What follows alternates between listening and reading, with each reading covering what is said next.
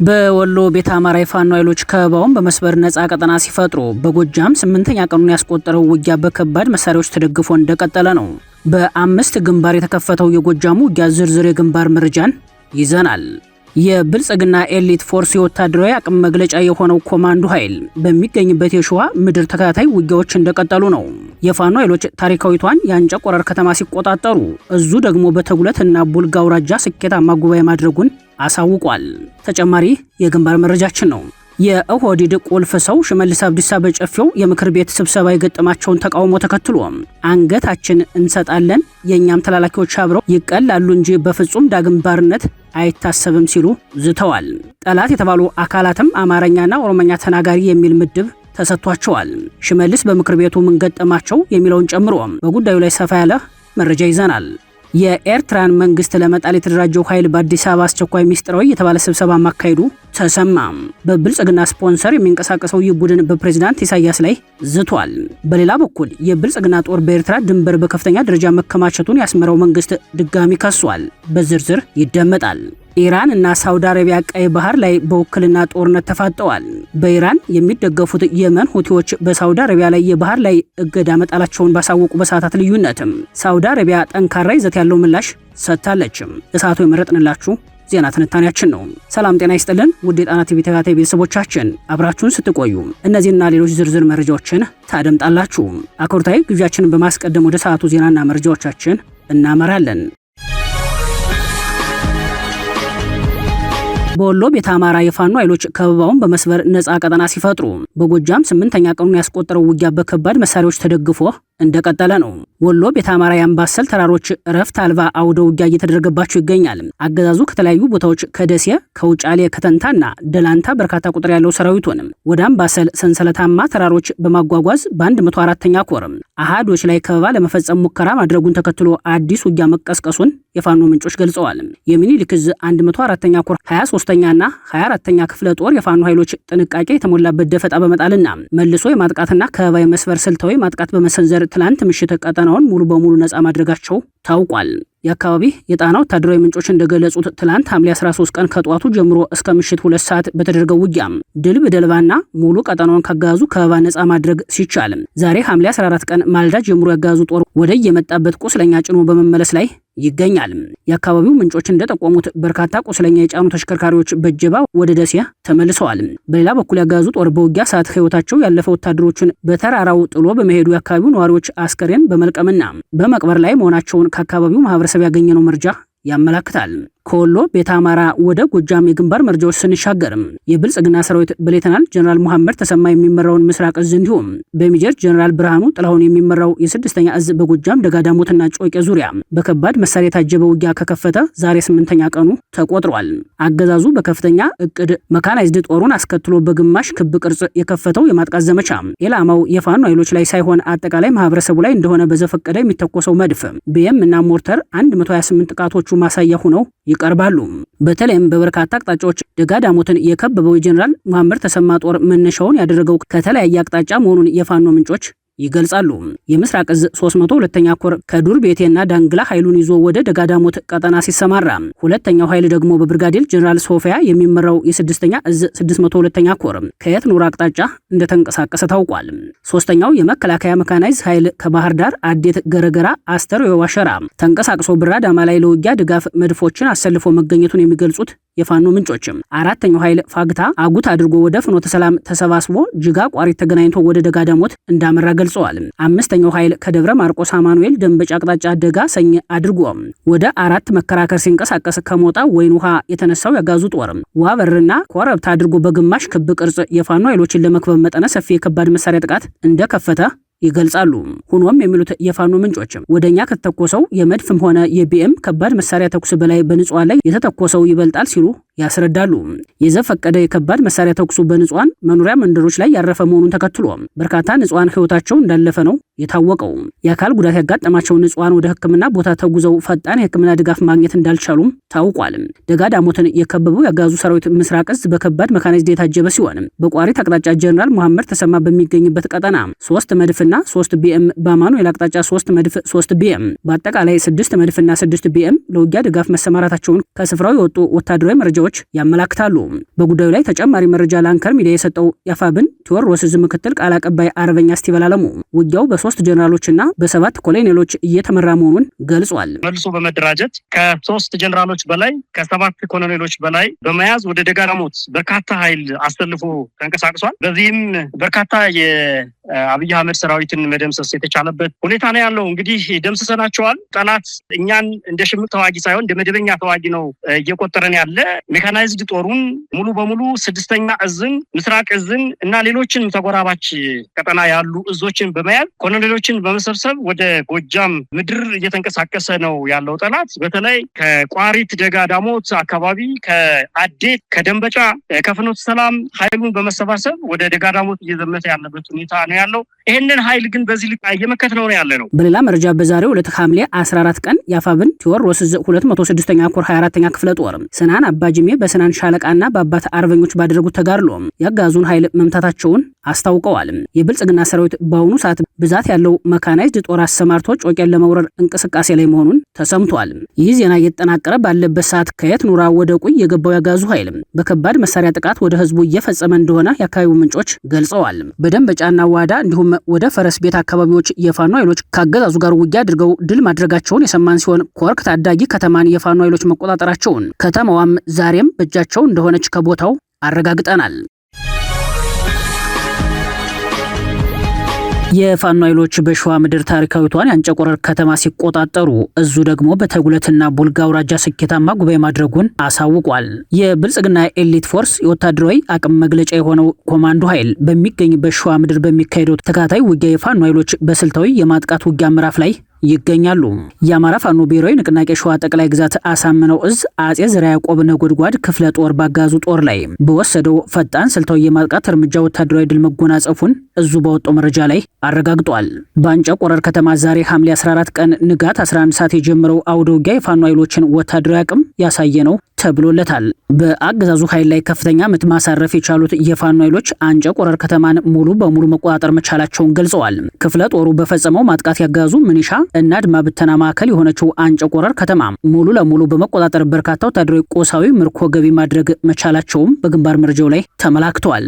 እንደ ፋኖ ምንጮች መረጃ ከፍተኛ ወኔ በተሞላበት ስልታዊ ውጊያ ከተማ መጠበቂያ የተባለው ያጋዙ ምሽግም ለሰዓታት በዘለቀው ውጊያ ፈርሷል። በምሽጉ የነበሩ ያጋዙ ወታደሮችን ሙትና ቁስለኛ በማድረግ ከተማዋን የነጻ ቀጠና አካል ማድረግ የቻሉት የፋኖ ኃይሎችም ያጋዙ ጦር ይህን የፋኖን ምት ለመመከት ቢሞክርም በተወሰደበት ፈጣን የከተማ ውስጥ እርምጃ ሙትና ቁስለኛ እንዲሁም ምርኮኛ ሆኖ ከባድ ኪሳራ አስተናግዷል ነው ያሉትም።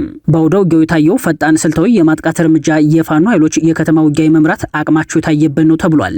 ይህ በነጎድጓድ ክፍለ ጦር በኩል የተመዘገበው ከፍተኛ ወታደራዊ ድል የፋኖን ከፍተኛ ብቃት እንዲሁም ግልጽ ዓላማ ያሳየበት አጋጣሚ መሆኑን የፋኖ አመራሮች ገልጸዋል። በዚሁ የሸዋ ቀጠና ከመደበኛ ውጊያ ጎን ለጎን የአፋብን ሸዋ ጠቅላይ ግዛት አሳምነው እዝ ጎርጎ ክላስተር የመጀመሪያውን ጠቅላላ ጉባኤ በታላቅ ድምቀት ማካሄዱን እዙ አሳውቋል። በአማራ ሕዝብ የህልውና ትግል ታሪክ ውስጥ አዲስ ምዕራፍ የሚከፍት የክላስተር ጠቅላላ ጉባኤ መካሄዱን የገለጸው እዙ ሐምሌ 13 ቀን 2018 ዓ.ም በተጉለት እና ቡልጋ አውራጃ አንኮበር ቀጠና ጎርጎ ክላስተር የተካሄደው ጉባኤ የእዙ ከፍተኛ አመራሮችና የክላስተሩ ስራ አስፈጻሚዎች የተገኙበት እንደሆነ ገልጿል። ጉባኤው የወደፊት የትግል አቅጣጫዎችንና የህዝቡን ህልውና የሚያረጋግጡ ቁልፍ አጀንዳዎችን በጥልቀት የመከረ ሲሆን በዋናነትም በሚከተሉት 3 አብይት ነጥቦች ላይ ትኩረቱን አድርጓል ነው የተባለው።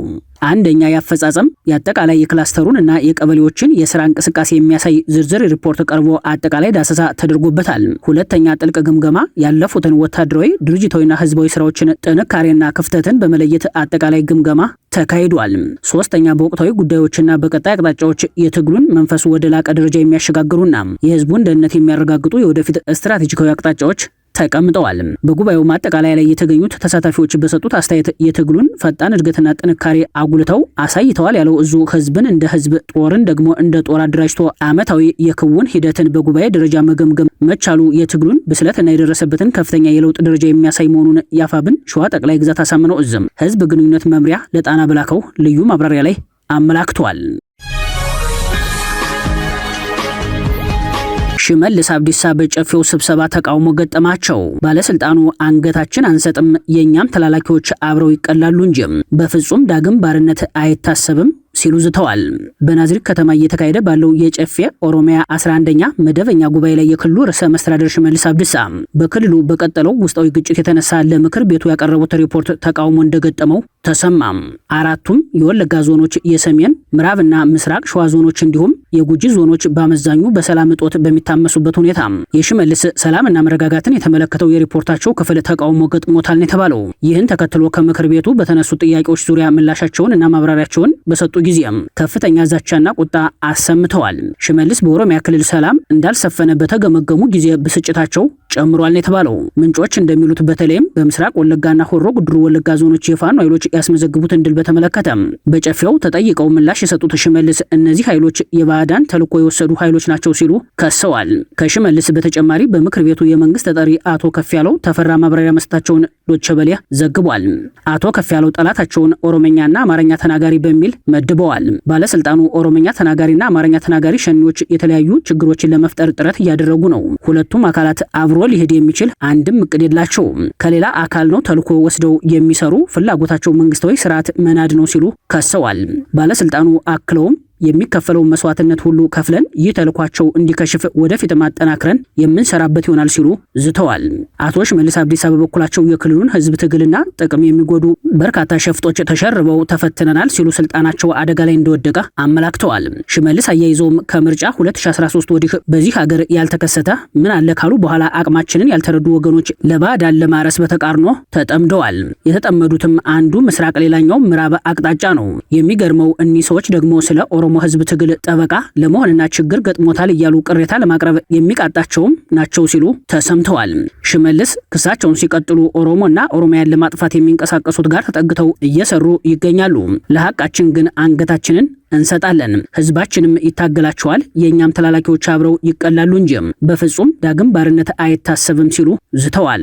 ሽመልስ ለሐቃችን አንገታችን እንሰጣለን ቢሉም እርሳቸው ሐቅ የሚሉት ኦሮሚያ ተብሎ በታጠረው የኢትዮጵያ ግዛት ውስጥ በህይወት የመኖር መብቱ ተነፍጎ በማንነቱ በጅምላ የሚገደለው አማራ፣ አብያተ ክርስቲያናቱ በሳት የሚነዱበትና ተመርጦ የሚገደለው ኦርቶዶክስ፣ ከቦታ ቦታ ተዘዋውሮ መስራት ያልቻሉ አያሌ ኢትዮጵያን ለተፈጸሙ የዘር ማጥፋት ወንጀሎችና የፍትህ ጥያቄዎች በዓለም አቀፉ ማህበረሰብ ፊት ደጋግመው ተጠያቂነት የሚያነሱበት የስልጣን ወንበራቸውን ነው።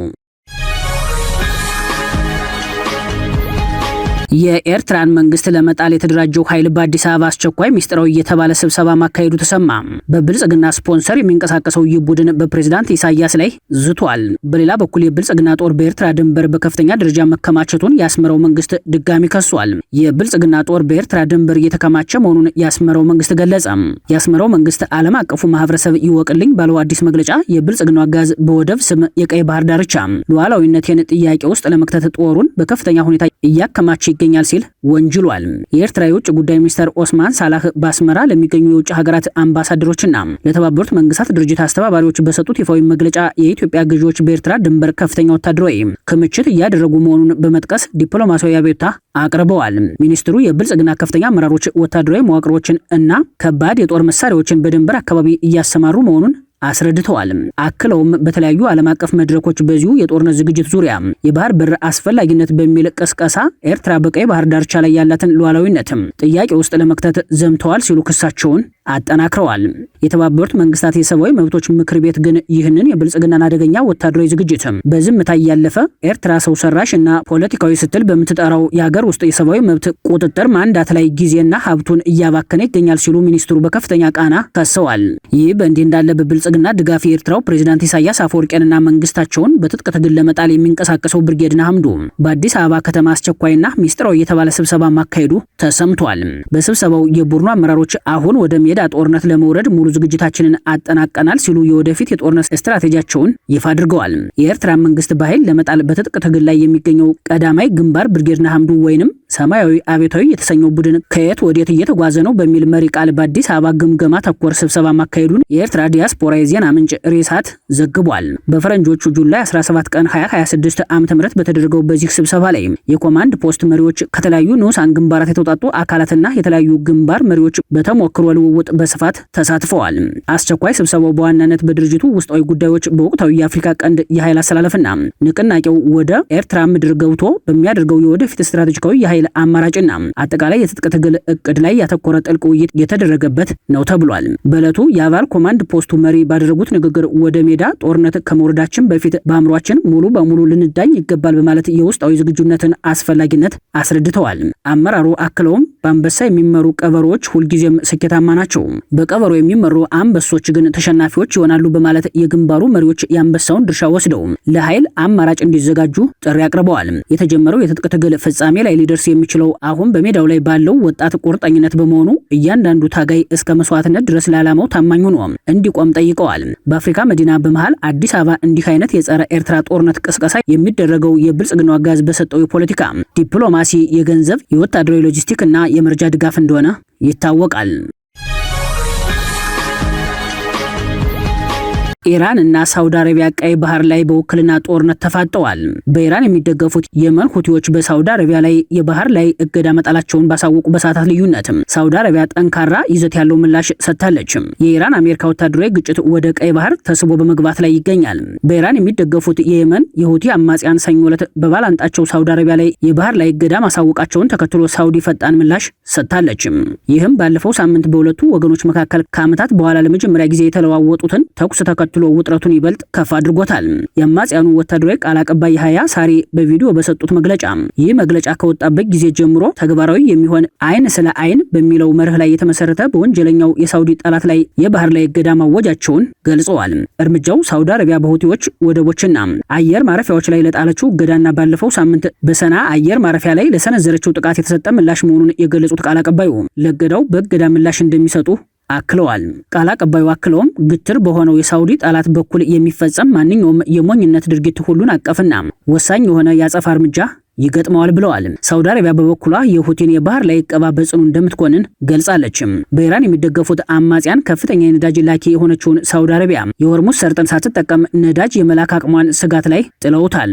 የገልፍ ደሴት የንጉሠ ነገሥት አገር የውጭ ጉዳይ ሚኒስቴር ባወጣው መግለጫ በአሸባሪው ሁቲ ሚኒሻ ወታደራዊ ቃል አቀባይ ተብየው የተሰጠውንና በሳውዲ አረቢያ ላይ የባህር እቀባ ስለመጣሉ የተነገረውን መግለጫ ሳውዲ አረቢያ በጽኑ ትኮንናለች ያለ ሲሆን አክሎም ሪያድ ለወንድም የየመን ህዝብና ለህጋዊ መንግስቱ የምታደርገው ድጋፍ ትቀጥላለች ብሏል። ባለፈው ሳምንት ለረጅም ጊዜ ጋብ ብሎ በቆየው የየመን ግጭት ላይ ጠበኝነት ያንሰራራ ሲሆን ኢራንም በሁቲ ወዳጇ አማካኝነት ሳውዲ አረቢያ በየመን የአየር ክልል ላይ ያላትን የበላይነት የተገዳደረች ይመስላል። የየመን መንግስት በኢራን በኩል የተላከውንና የሁቲ ልኡካንን የጫነውን አውሮፕላን ለማገድ በሰና ኤርፖርት ላይ ጥቃት መፈጸሙን ካሳወቀ በኋላ ሁቲዎች ባለፈው ሰኞ በደቡባዊ ሳውዲ አረቢያ አብሃ ከተማ በሚገኝ ኤርፖርት ላይ ሚሳኤል ተኩሰዋል። ኢራን ከአሜሪካ ጋር ባደረገችው ጦርነት ወቅት የሆርሙዝ ሰርጥና የገልፍን ባህር በውጤታማነት ስትዘጋ ሳውዲ በሚሊዮን የሚቆጠሩ በርሜል ነዳጆችን ወደ ውጭ ለመላክ የተጠቀመችበት የአምቡ ወደብ የሚገኘው በቀይ ባህር በኩል እንደሆነ ይታወቃል። ግብጽ በታላቁ የኢትዮጵያ ህዳሴ ግድብ ላይ አደጋ ለመፍጠር የመጨረሻው ሰዓት ላይ መሆኗን በይፋ እያረጋገጠች ነው። ካይሮ አዲስ ባወጣችው መረጃ ግድቡን በሳተላይት እየተከታተልን ነው ስትል አሳውቃለች።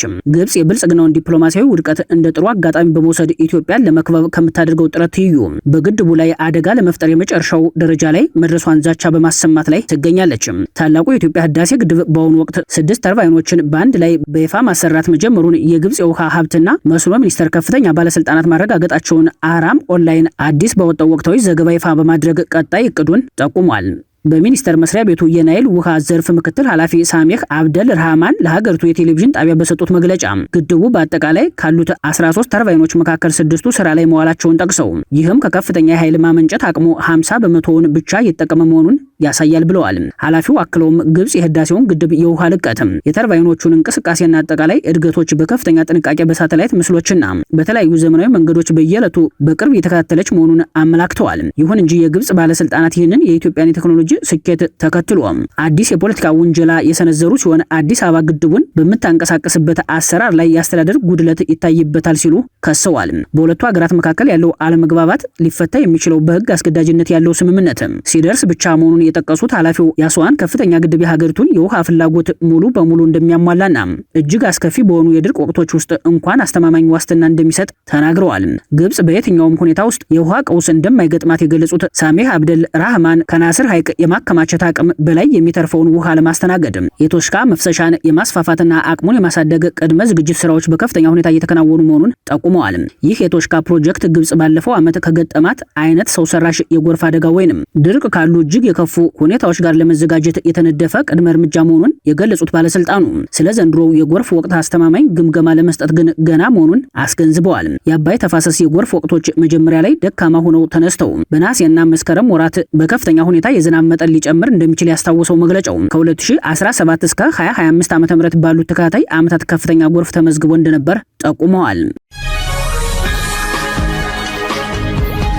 ክቡራትና ክቡራን ቤተሰቦቻችን ለሰዓቱ የሰናዱት መረጃዎቻችን የተከታተላችኋቸውን ይመስሉ ነበር። አብራችሁን ስለቆያችሁ ልባዊ ምስጋናችን ይድረሳችሁ እያልን የጣና ቲቪ ወቅታዊ ዜናዎች፣ ትንታኔዎችና ልዩ ልዩ ፕሮግራሞችን እንዲደርሷችሁ ቻናላችንን ሰብስክራይብ በማድረግ ቤተሰብ ይሁኑ። በተሳትፎ የትግል ሚዲያውን እንዲያጠናክሩ ጥሪያችንን እናቀርባለን። ጣና ቲቪ ከሀቅ ጋር